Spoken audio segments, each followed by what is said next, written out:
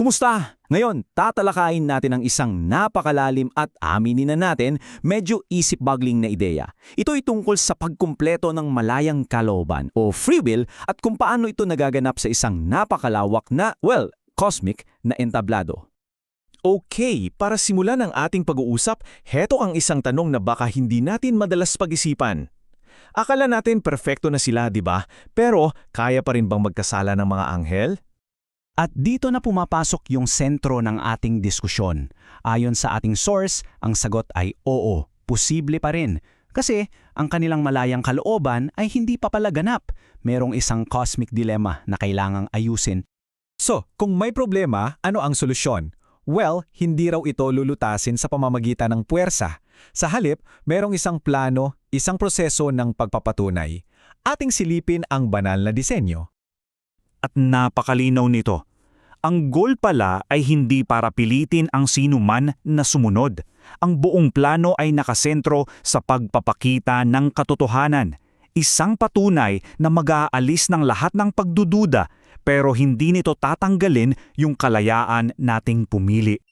Okay, so para mas madali nating maintindihan itong napakalaking plano, hinati-ati ito sa 4 na pangunahing hakbang. Una, kailangang patunayan na tama at makatarungan ng mga utos.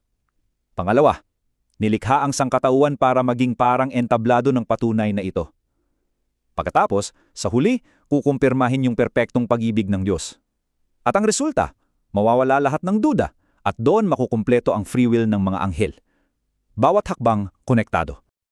Sa huli, dito talaga umiikot ang lahat, di ba? Sa isang fundamental na pagpili. Pipiliin mo ba ang landas ng pagmamahal sa Diyos, yung pagsunod sa mga utos na para rin naman sa ikabubuti natin?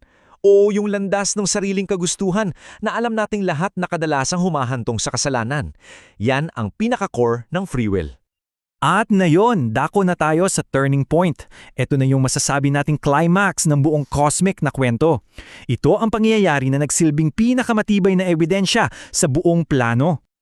Ayon sa ating source, ang pagpapako sa krus ay may mas malalim pang kahulugan bukod sa pagtubos sa kasalanan. Ito raw yung ultimate, irrefutable proof. Ito yung ebidensya na idinesenyo para tapusin na ang lahat ng tanong at pagdududa tungkol sa karakter ng Diyos. At itong verse mula sa Roma 5:8, ito yung parang one-sentence summary ng lahat, di ba? Ito yung konsepto ng mapagsakripisyong pag-ibig na siyang pundasyon ng buong plano. Ginawa ito hindi noong mabuti na tayo, kundi habang tayo'y makasalanan pa. Napakalaking bagay nun. So, anong epekto nito? Dahil nakita at naintindihan na ng nilikha yung ganito kalalim na pag-ibig, doon lang sila nagkakaroon ng tunay na kakayahan na suklian yun. Hindi na ito pagsunod dahil napipilitan o natatakot, kundi pagsunod na galing na mismo sa puso, isang kusang loob na pagtugon sa pag-ibig. Okay, so meron ng ebidensya ang krus. Pero paano ito ipipresenta sa buong sansanikob bilang isang pinal na hatol o verdict?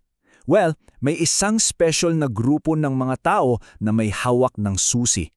Dito na natin makikilala ang mga martir na saksi. Sila ang may napaka-critical na papel. Sila ang magiging, sabihin nating, Exhibit A, ang pinal na ebidensya na magpapatibay sa buong plano. At hindi lang sila basta saksi ha, tingnan ninyo ang mga titulong ibinigay sa kanila. Bawat isa rito, mula sa pagiging larawan ng Diyos hanggang sa pagiging ang babaeng ikakasal, ay nagpapakita ng kanilang naipanumbalik na katayuan at ang bigat ng kanilang papel sa plano. So paano sila naging ebidensya? Kasi yung mismang kakayahan nilang magmahal sa Diyos at sa kapwa, kahit na ang kapalit ay ang sarili nilang buhay, yan ang buhay na patunay. Ibinapakita nila na posible palang sundin ang mga utos ng dahil sa pag-ibig. Sila ang case closed ng buong argumento. At dahil sa patunay na yan, ano na ang huling resulta ng lahat ng ito? Dito na tayo papunta sa grand finale, ang resolusyon. Ang timeline na ito, napakagandang summary ng buong proseso. Nagsimula sa pagdududa ng mga anghel, pagtatapos ipinakita ang patunay sa krus. Sunod, ang mga martir ang nagbigay ng hatol. At dahil dyan, unti-unting nawala lahat ng duda hanggang sa maabot yung final stage. Kompleto na ang paglikha, wala ng kasalanan. At yan na nga, pag naging perpekto na ang free will, wala na mismong posibilidad na magkasala pa. Hindi dahil pinilit, kundi dahil kusa at lubos ng pinili ang mabuti.